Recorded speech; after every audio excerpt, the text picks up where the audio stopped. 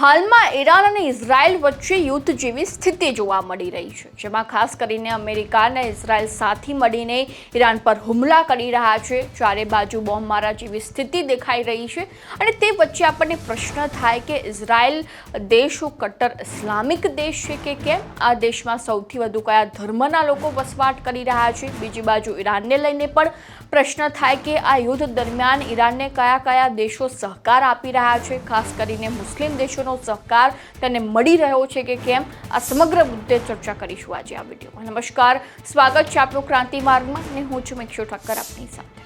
આપણે જણાવી દઈએ કે ઇઝરાયલ એ મુસ્લિમ દેશ નથી, તેને યહૂદી લોકશાહી રાજ્ય તરીકે વ્યાખ્યાયિત કરવામાં આવે છે, જેમાં આશરે 74% યહૂદી, 18% મુસ્લિમ અને 2% ખ્રિસ્તી વસ્તી છે, જ્યારે મુસ્લિમો સૌથી મોટો લઘુમતી જૂથ બનાવે છે. એટલે કે ઇઝરાયલના મૂળમાં યહૂદી ધર્મનું વર્ચસ્વ તો જોવા મળી રહ્યું છે, જેમાં મુસ્લિમ વસ્તી મુખ્યત્વે આરબ અને સુન્ની છે. તેઓ રાજ્યના સત્તાવાર સમુદાયોમાંની એક તરીકે ઓળખાય છે.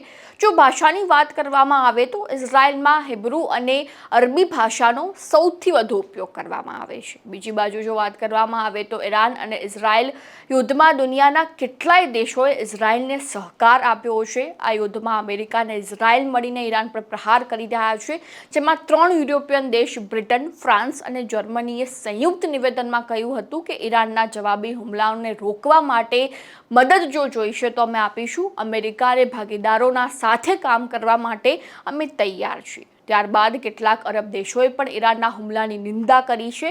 એટલે અહીંયા મહત્વની વાત તો એ છે કે ઈરાન ઇસ્લામ કટ્ટરવાદી હોવા છતાં પણ કેટલાક મુસ્લિમ દેશો ઈરાનને સહકાર આપવા માટે તૈયાર નથી. એટલે હાલમાં ક્યાંક ઈરાન એકલું પડી ગયું હોય તે રીતની સ્થિતિ જે છે તે જોવા મળી રહી છે. હાલમાં પણ ઈરાન અને ઇઝરાયલ વચ્ચેનું યુદ્ધ યથાવત જોવા મળી રહ્યું છે, કોઈ વાટાઘાટો નથી થઈ. અને બીજી બાજુ જે યુએઈની વાત કરવામાં આવે તો યુએઈના ખાસ કરીને દુબઈમાં પણ હુમલાઓ કરવામાં આવ્યા છે.